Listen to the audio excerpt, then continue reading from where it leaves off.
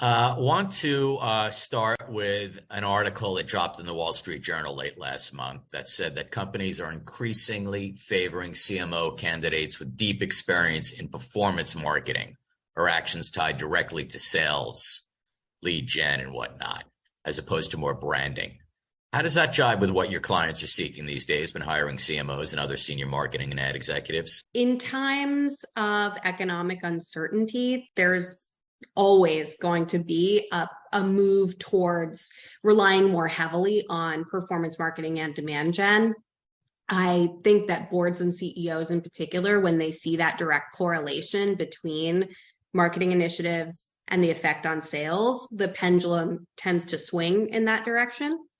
So I do think that's accurate in terms of what we're seeing in the market today, but I would always caution, not to move too far towards that side of the equation, especially if it's at the expense of brand building.